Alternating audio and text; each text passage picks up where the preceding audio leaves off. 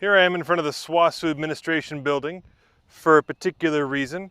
In the last little video I talked about perseverance, and I wanted to say a bit about today's saint who certainly was persevering in maybe what might seem boring administration stuff. St. Catherine of Sienna, also certainly a doctor of the church and did very good work in spirituality. She also, though, despite not being officially part of anything, I mean, she's a third Dominican, but she didn't have an official church office. She obviously wasn't ordained. She wasn't a bishop, priest, or deacon. She, was somebody who did great work for the good of the functioning of the church. The church in the 1300s was a mess in a lot of ways, and as it is often throughout history. And she moved with faith to do good things for the administration of the church. I had to let go of the dog leash there for a second.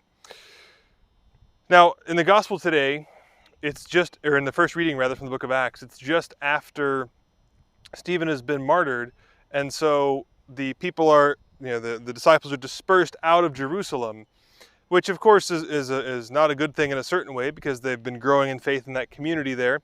But in another sense, to be out into the world away from, if Jerusalem is the symbol of the church, then suddenly they're thrust out into the world, which is scary at first.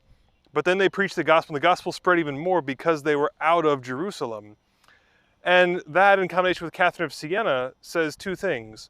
That sort of ordinary lay people without official church positions can do good work for the church. So you have no excuses for not doing good for the church, because many great saints, Catherine being one of them, have done wonderful things for the church despite not being official.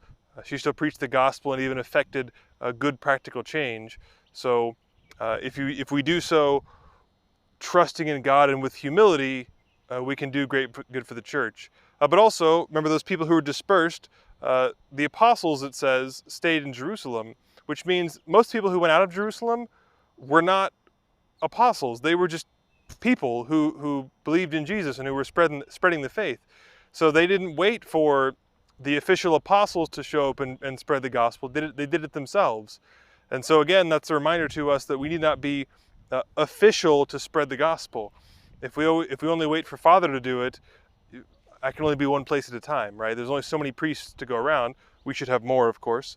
But even then, lay people are the primary spreaders of the gospel, because you're the ones who are out there in the world and all the places that you'll be from. So take courage from Catherine of Sienna, who was, a lady not to be messed with, but also great devotion to the Eucharist. And she drew her strength from that, even though I'm sure she couldn't receive it all the time like we want to right now too. So let us trust the intercession of Catherine of Sienna to do great work for the church, even if we are not officially in charge of anything. With Christ and trusting in his passion and his victory over death, we can do great things even still.